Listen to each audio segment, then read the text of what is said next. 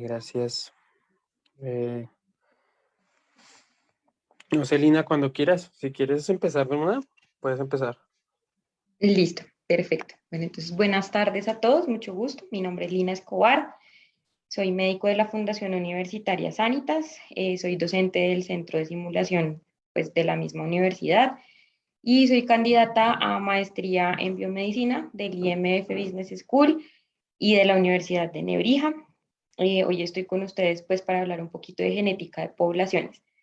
El enfoque que básicamente quise darle como pues a lo que vamos a tratar hoy, digamos que traté en lo máximo de excluir como la parte matemática porque sé que es como lo más ladrilludo de la genética de poblaciones y es lo que hace que el tema no sea como tan agradable para todos. Entonces, traté de basar la charla, digamos que como en las partes de las teorías, que es como lo que más nos interesa en el momento, y de ver a futuro, qué es lo que más nos interesaría de la genética de poblaciones, cuál es su aplicación pues a nivel global y en qué podemos incidir nosotros, pues digamos desde el área de la salud y los que no sean desde el área de la salud, pues qué puntos pueden ser de interés y qué puntos son fundamentales para un trabajo próximo. Entonces, bueno, básicamente, la genética de poblaciones de lo que se encarga es de dilucidar el origen de la variabilidad genética en una población. En cuanto a población, no solamente hablamos de la especie humana, sino de otras especies a nivel filogenético. Los primeros estudios que se realizaron con genética de poblaciones, pues digamos que ya cuando se realizó la definición del término, fue con Drosophila, que es una mosquita. Entonces, pues con ella básicamente lo que se buscó fue como una delimitación de aloenzimas, que ya más adelante pues vamos como a delimitar un poquito el tema. A partir del concepto de genética de poblaciones, básicamente se derivan como el fenotipo se llega a su expresión, que es perdón, como el genotipo se llega a su expresión fenotípica, no solamente en la especie humana, sino como les venía explicando, a nivel pues de otras especies y cómo esto genera mecanismos adaptativos que le permiten a las especies sobrevivir no solamente a cambios que se puedan dar en su entorno, sino también a cambios dentro de la misma dinámica de la comunidad en la que estamos desarrollando pues el estudio de genética poblacional. Esta rama de la genética también busca definir otras, digamos que otras variables importantes que son necesarias que conozcamos para poder entender más adelante qué aplicaciones tienen y en qué poblaciones podemos tener en cuenta ciertas leyes y en qué poblaciones no. Entonces, básicamente, acá se define la variación de los locos por selección natural, el efecto fundador, la deriva genética y las mezclas poblacionales. Ya, listo. ¿Cómo inició todo? Entonces, antes de que se definiera como tal el término, digamos que lo primero que se tuvo fue la teoría de la evolución de Darwin y después de esto, entonces, hacemos como una recopilación de Darwin a Mendel y lo que se busca con la genética de poblaciones a partir de la teoría del doctor Ronald Fisher es unificar todo esto y ponerle matemática. Y a partir de esas fórmulas matemáticas y de las proyecciones estadísticas, lograr llegar, digamos que a un concepto un poco más objetivo de lo que sería la variabilidad en una población específica, que se argumenta a partir de la teoría del doctor Fisher, que la selección natural puede influir y puede llegar a realizar cambios a nivel de la frecuencia alélica de la población. Solamente que ellos no tenían en ese momento tan clara qué incidencia iban a tener esos cambios a nivel poblacional. O sea, sabíamos que se iba a presentar algún cambio específico, pero no sabíamos, uno, de qué orden, y dos, a qué nivel y a cuántas personas de la población iba a afectar. Posteriormente, el doctor Wright pues postuló que la endogamia iba a influir directamente sobre la deriva genética. Ahorita explicamos bien cómo lo de la endogamia y lo de la deriva para que puedan entender a qué hacía referencia a él. Y estos dos conceptos son básicamente y mucho más importantes en las poblaciones pequeñas, porque en las poblaciones pequeñas vamos a ver que el número de la cantidad de heterocigotos que hay en esas comunidades específicas hace que se tenga mayor influencia negativa cuando hay una mutación que sea de una pérdida de ganancia o que sea una mutación deletérea. Listo. Otro concepto, no sé si están viendo ahí como creo que ven mi panel lateral, voy a tratar de ocultarlo para que puedan ver el resto. No sé cómo se hace. Ya, ahí mejor. Sí. ¿Sí? Listo. Otro postulado importante a nivel de la genética de poblaciones es la ley de Hardy-Weinberg. Básicamente, esto es como la parte fundamental de la genética de poblaciones desde la parte, como les dijera yo, como desde la parte estadística. ¿M? Desde la parte molecular, ya ahorita lo abordamos porque en realidad, digamos que el eje fundamental actual de la genética de poblaciones está siendo más desde el punto de vista molecular. Sin embargo, pues aquí fue donde empezó todo. Hardy y Weinberg eran dos personas independientes, uno era matemático y el otro era médico. Ambos plantearon los mismos postulados por aparte y luego se complementaron y se convirtió la ley de Hardy-Weinberg. La ley de Hardy-Weinberg tiene, digamos que, un objetivo básico, que es lograr predecir las frecuencias genotípicas a partir de frecuencias alélicas. Entonces ellos plantean dos componentes fundamentales de su ley, que son los siguientes. Estos. Ay, perdón. Ya, lo siento. Ay, no sé qué pasa. Ya. Entonces, los supuestos de la ley de Hardy-Weinberg parten de que la población a la que le podemos aplicar esta teoría debe ser una población grande. En poblaciones pequeñas, la ley no tiene el mismo rendimiento y digamos que va a velar sus resultados y los resultados van a ser un poco negativos en cuanto a las proyecciones que obtenemos. Entonces, la aplicamos solamente en poblaciones grandes y en esas poblaciones grandes, ellos plantean que los emparejamientos se efectúan al azar con respecto a los locus en cuestión. ¿Qué quiere decir eso? Que las personas o digamos que los animales o digamos que cualquier otra especie de los insectos que se unen en estos casos, esas uniones se efectúan al azar. Ya ahorita vemos por qué en humanos esa parte no es tan aplicable. La segunda es que las frecuencias alélicas para ellos permanecían constantes a lo largo del tiempo. Entonces, la tasa de mutaciones, de nuevo, cuando tengo una población muy grande, para ellos era casi que despreciable, porque aquí en este punto ya empezábamos a hablar de un polimorfismo. Entonces, ellos decían que esa tasa era despreciable porque en realidad la mutación no era una mutación tan grande como para producir un cambio a nivel del comportamiento morfológico o fisiológico de las especies, sino que básicamente había un cambio que era muy pequeño y que no era, digamos que tan importante para el desarrollo de la función de la especie. Y la última era que pues no haya existido una inmigración lo suficientemente significativa que haga que las condiciones a nivel poblacional se vean afectadas. Anda. Ya, existen, lo siento, no sé qué ocurre. Ah, ya. Existen algunas excepciones a esa ley de Hardy-Weinberg. Básicamente se dividen en dos grandes grupos. La primera es del emparejamiento aleatorio. Entonces, eso hace énfasis, por ejemplo, a la consanguinidad y la endogamia en la especie. O sea, acá lo vamos a aplicar solamente a humanos porque pues es, digamos, que lo que nos atañe en este momento. Entonces, en cuanto a consanguinidad y endogamia, ahí ya vemos que esa parte se nos sale un poquito como del primer postulado, porque entonces el emparejamiento ya yo no lo podría hacer de la forma tan aleatoria como se plantea en la ley. Recuerden que, pues bueno, hace muchísimos años, hace muchísimas décadas, algunas familias se emparejaban entre ellos mismos con el fin de preservar algunos rasgos genéticos específicos o de preservar algunos linajes familiares y esa consanguinidad hacía que el emparejamiento aleatorio pues claramente no se diera. En cuanto a endogamia, pues vemos que socialmente, digamos que las comunidades humanas pues tienden a ser endogámicas y eso también influye en que no tengamos un emparejamiento todo el tiempo entre diferentes individuos, sino que si dos individuos ya están emparejados, pues es lo más probable, digamos que el escenario esperado en el comportamiento de la especie humana es que se produzca solamente entre dos personas y eso hace que disminuya digamos que la variabilidad de las combinaciones que se puedan dar a futuro. La siguiente es el emparejamiento dirigido.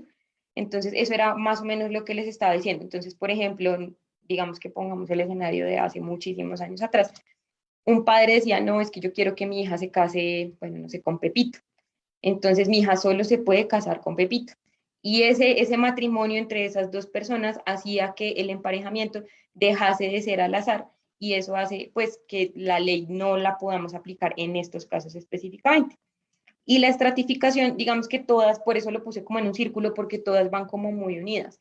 La estratificación entonces hacía, digamos que referencia como a cuando no se pueden alterar los órdenes jerárquicos y estructurales de una sociedad, digamos que ya constituida, y eso hace que llevemos de nuevo a consanguinidad y endogamia y a un emparejamiento dirigido. Ah, ¿qué hice? Ah, perdón. Listo. Las siguientes excepciones hacían referencia al mantenimiento de las frecuencias alélicas constantes. Entonces, esto de las frecuencias alélicas constantes era lo que les explicaba previamente como del efecto mutacional. O sea, ellos decían que había una parte de esas mutaciones que en realidad no era tan mutaciones, sino que se expresaba más como un polimorfismo, y ese polimorfismo se mantenía constante todo el tiempo en la historia de esa población. Entonces, ¿qué controvierte un poco, digamos que ese mantenimiento de una frecuencia alélica constante? Los efectos de las mutaciones. ¿A qué hace referencia ese efecto de la mutación?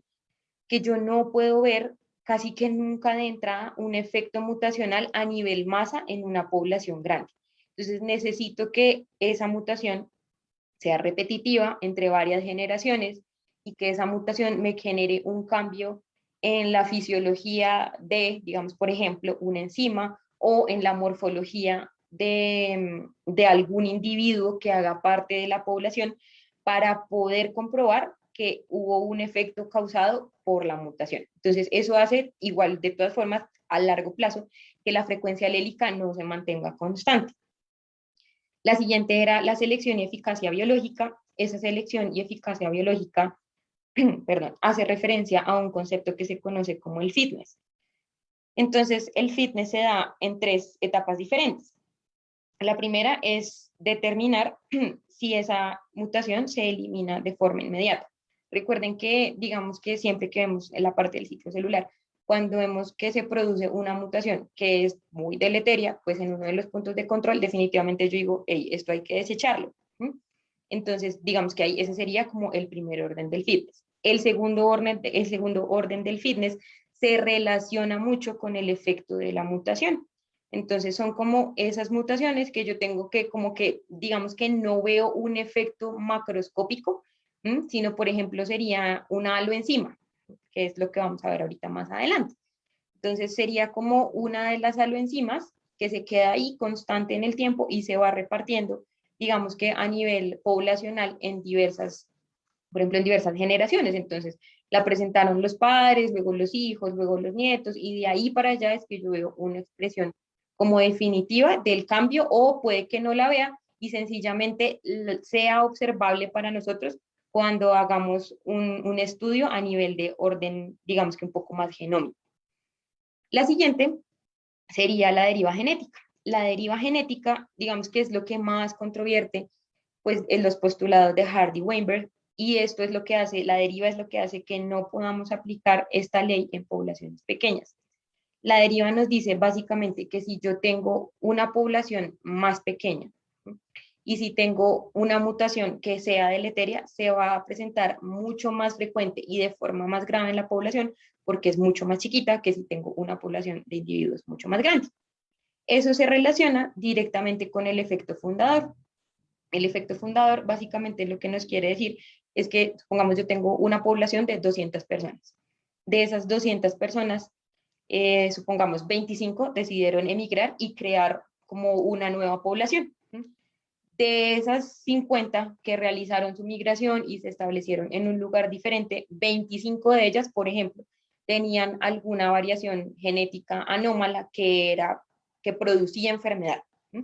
Entonces, entre esas 25 es muy probable que yo produzca un emparejamiento que no sea aleatorio y ese emparejamiento aleatorio me lleve a tener una mayor cantidad de heterocigotos u homocigotos y de allí parta una herencia cromosómica, pues digamos que recesiva o dominante, dependiendo del escenario que yo esté planteando, y eso me lleve a una mayor expresión de la enfermedad. Y la última era la migración y el flujo genético. La migración y el flujo genético hace referencia, digamos que ahí volvemos y encadenamos con lo que estamos hablando un poquito antes, que era como con la dinámica de la población y con la dinámica, digamos que más del núcleo social de esa población. Esa migración hace referencia a que los individuos que llegan de otra parte tienen que atravesar una barrera para poder realizar la transmisión de su frecuencia alélica. Entonces, por ejemplo, suena chistoso el ejemplo que voy a poner, pero digamos que es más o menos así como para que me entiendan. Eso es como si yo junto, por ejemplo, un chino y un hindú. Entonces, es lo más frecuente sería que el hindú entrara, digamos que en una relación con otro hindú, no con un chino. Entonces, es como la barrera que debe atravesar ese chino para poder traspasar, digamos que sus características genéticas a esa población y que eso nos produzca una mezcla. ¿Hasta ahí todos bien? Yo voy súper.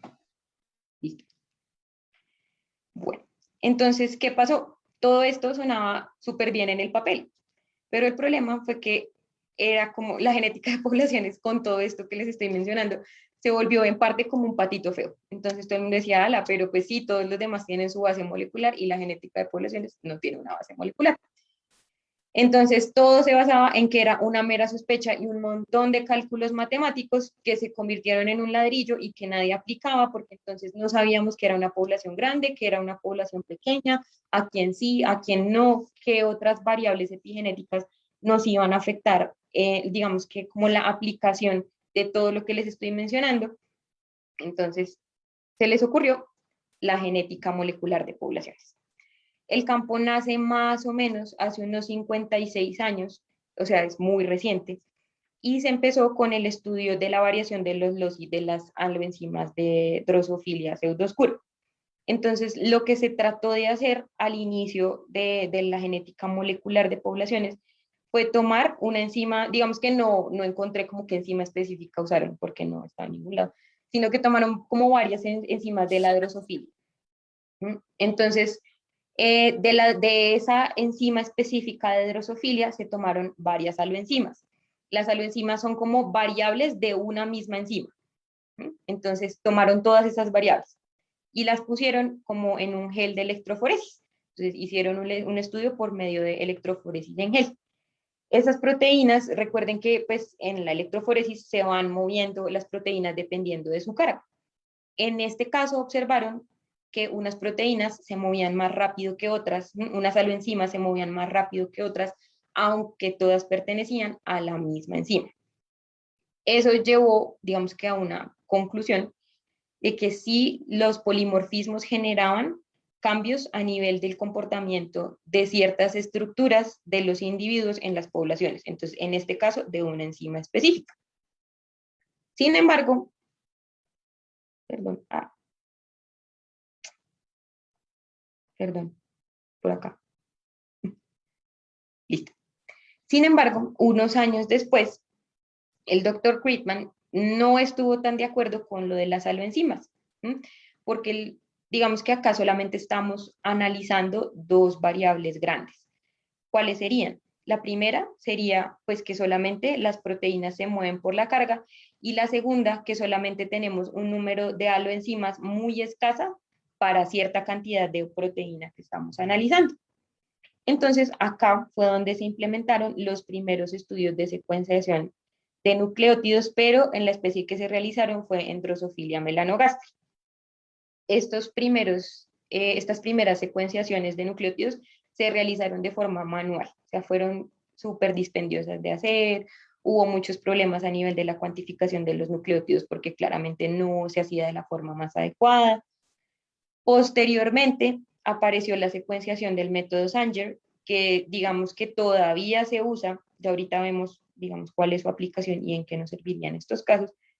Y esto fue lo que permitió posteriormente darle como mayor sustento a los cambios a nivel molecular en la genética de poblaciones. Cuando se empezaron a hacer estos estudios de la secuenciación de nucleótidos, se descubrió que las aloenzimas no solamente cambiaban a nivel de su carga, sino que había otras variantes a nivel de los nucleótidos que no necesariamente hacían que la aloenzima tuviese pérdida o ganancia de función, sino que sí hacían que ésta se comportase, digamos que de forma diferente dependiendo del escenario en el que expusiéramos al individuo.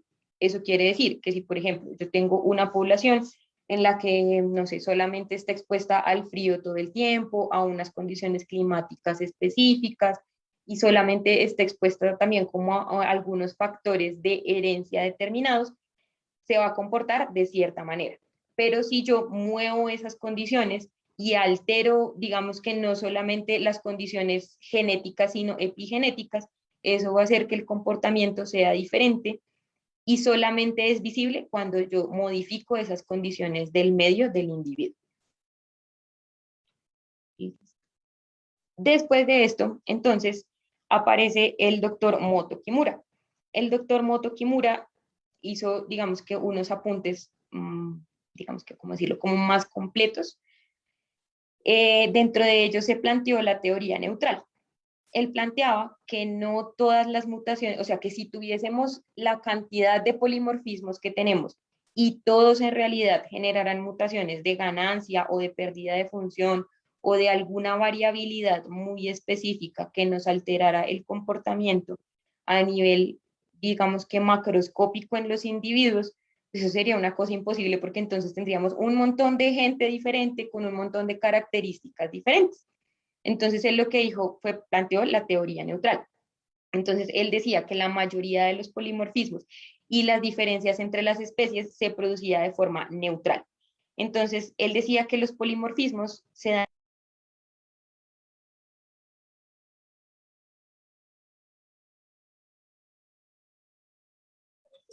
Lina, No, no te escuchamos. Lina, se te fue el audio. Creo que sí. ¿Ahí me escuchan? Ya, ahora sí. ¿Hasta qué parte me escucharon?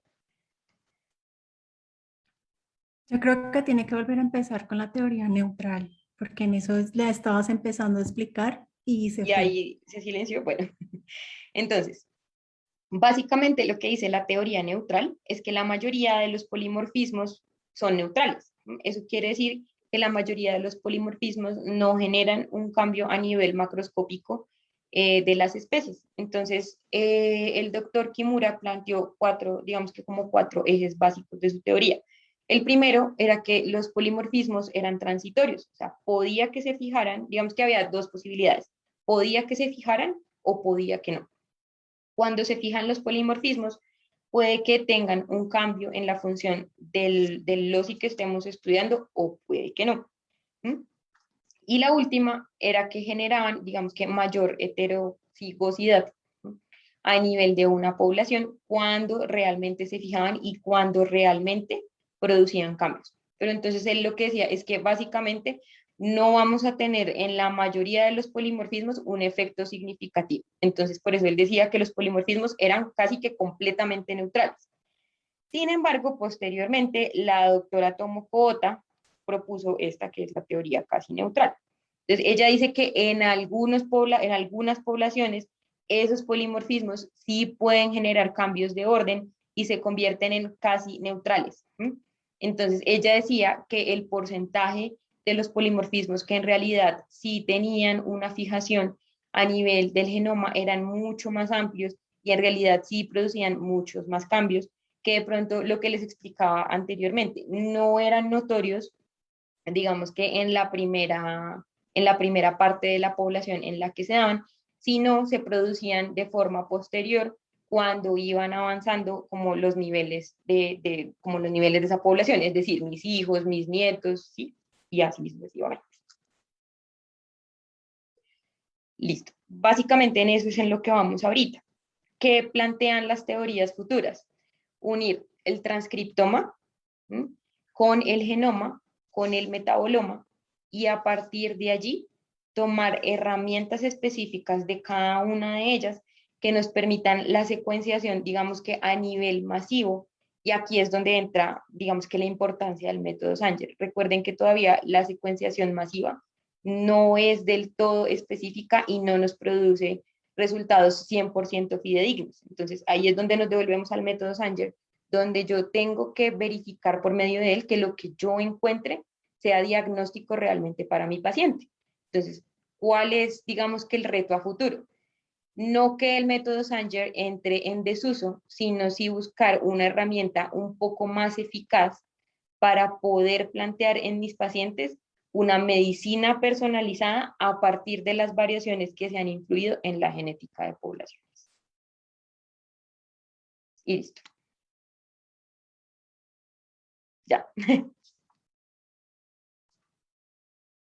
Muchas gracias, Lina. No sé si alguno tiene alguna pregunta o alguna duda. Para todos, claro, ¿tienen alguna duda, pregunta, algo más que quieran saber al respecto? Aprovechen a preguntar. El que tenga Sí, dudas, porque esto pues, es bien enredado. sí.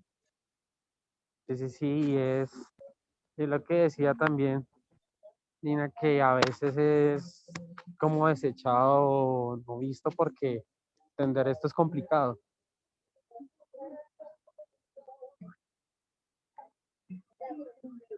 Y digamos la parte matemática es mucho más complicada. En realidad esto es como digamos que lo que les digo, o sea, yo traté de no ponerlo matemático porque sí es bien Perfecto. enredado. Esta es la parte como sencilla, porque si uno ve, por ejemplo, la fórmula de Hardy-Weinberg cambia mucho dependiendo de la población a la que uno la aplique. Entonces, por eso no la metí, porque realmente era muy Sí. enredada y si la ponía se dormían, porque Sí, es muy total. ladrilludo. Sí, el arilludo y digamos si de pronto, si la gente quiere el enfoque de la parte matemática con algunos ejemplos y demás, pues se podría hacer, pero pues no es lo más taquillero y es un Exactamente. poco enredado. Pues Lina, a mí me gustó bastante, creo que hiciste recopilado de las teorías rapidísimo, de una manera sencilla. A mí me gustó, igual las personas que quieran retomar este tema saben que va a quedar grabada la charla en la página de Facebook y después en la página de YouTube. Y les estaré enviando estos días, de pronto mañana o pasado mañana, el link de como de la, no sé cómo decirlo, como de la programa de PRE o algo así, donde va a salir lo de el Día de las Enfermedades Huérfanas que hicimos, para que vean y estén atentos porque pues nos hicieron reportaje, entonces para que lo vean.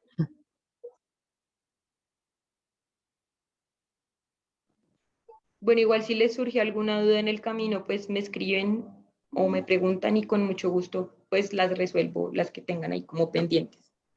Sí, total. Hola, buenas noches. ¿Aló? ¿Hola? ¿Sí se escucha? Que no sé Sí, si sí. se escucha mi audio. ¿Sí? Ok. ¿Qué más? Quería preguntar una cosilla. Primero, pues felicitar como una explicación muy, muy clara. La verdad, me gustó bastante porque sí, en efecto, es un tema bastante denso, si se toma con un enfoque que pues quizás no da como.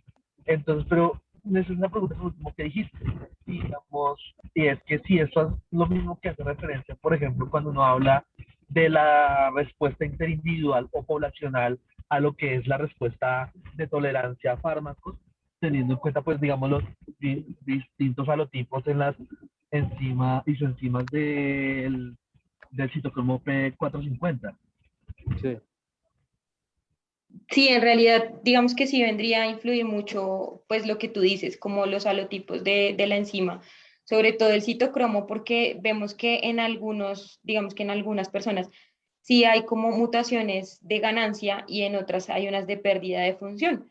Entonces sí se han realizado estudios, sobre todo con lo que tú estás mencionando, que es muy importante, que es como la respuesta a ciertos tipos de fármacos y por qué en algunos pacientes, digamos que la parte como de la cinética y el comportamiento del medicamento varía tanto.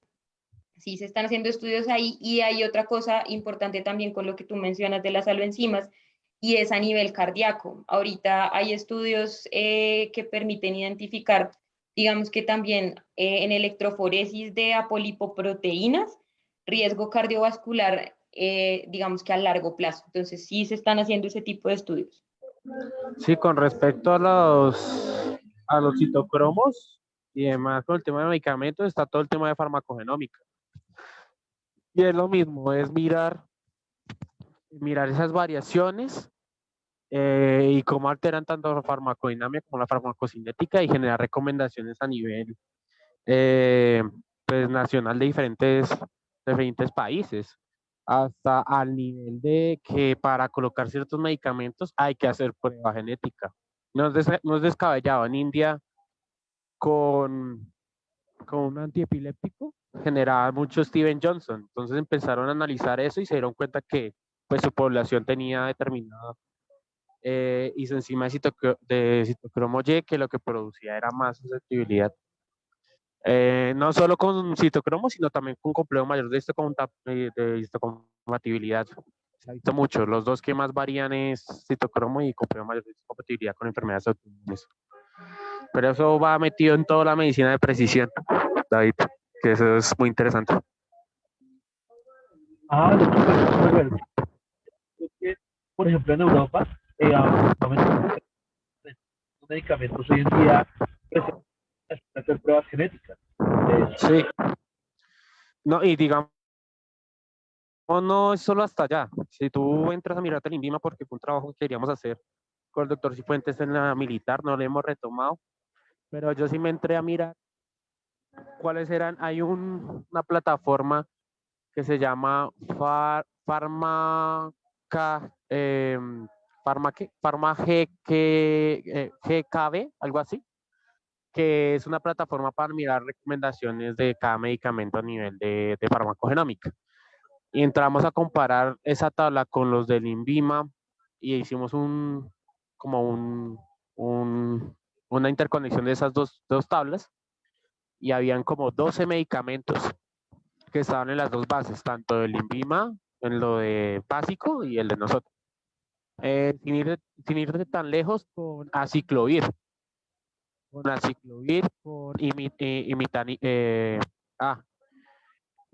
con, se me estaba yendo la palabra con este. Para leucemia mieloide crónica. Bueno, hay medicamentos a nivel de Colombia que de pronto, dependiendo del isotipo, tú puedes generar o disminución de la efectividad o reacciones adversas. Lo vimos con el doctor Fuentes. Mira, porque no tenía ni idea que en Colombia tendría esas indicaciones. De hecho, me surgió la pregunta de si eso sería viable en el sistema colombiano. La cuestión es que tú te entras a la ficha técnica porque a mí me tocó hacerlo, yo lo vi. Te entras a la ficha técnica yo creo que todavía tengo esa lista de medicamentos. Y uno entraba a la ficha técnica y decía en una parte de la ficha técnica colombiana.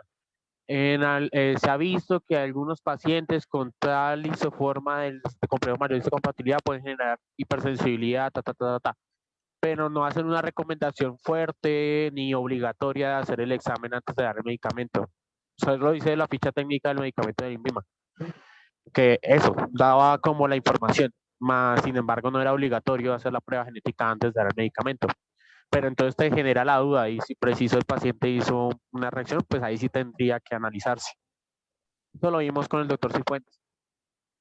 Lo otro es que si vas a hacer el análisis a nivel Colombia, pues sí tienes que tener en cuenta, por ejemplo, lo que hablábamos ahorita, de qué tanto se ha producido inmigración y qué tantas mezclas se han producido y en qué partes específicas, digamos que hay más población extranjera y en qué otras partes hay, digamos que un poco más de población propia de Colombia. Otro problema que tendríamos al aplicar, digamos que ese tipo de estudios aquí es que nosotros